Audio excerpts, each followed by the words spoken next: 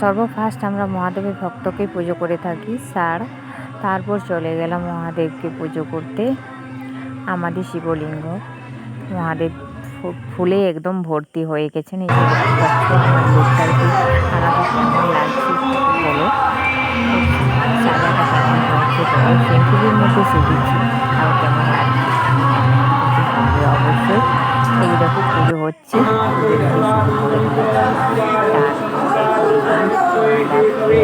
মহাদেবকে দেখাই যাচ্ছে না। গণেশের খানকে চলে এলাম, গণেশ পুজো হচ্ছে সাইডে একটা মন্দিরের মধ্যে অনেক রকমের। এটা হচ্ছে শীতলা মা, এখানে গণেশ, আর এই সাইডে দেখো আমাদের হয়ে গেল। তারপর চলে এলাম পুরো মন্দিরটা ভিডিও করে দেখাচ্ছি। এটা আটচালা সাইডে প্রাইমারি স্কুল, আর এটা প্যান্ডেল করেছি, মানুষ লাইন দিয়ে দাঁড়াবে। এখানে একটা সবাই দিয়ে প্রণাম করে।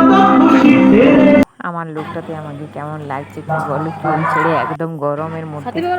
এখানে দেখো সবাইকে বসার জন্য মহিলা ছেলেদের চেয়ারে রেডি করে দিয়েছি, কারণ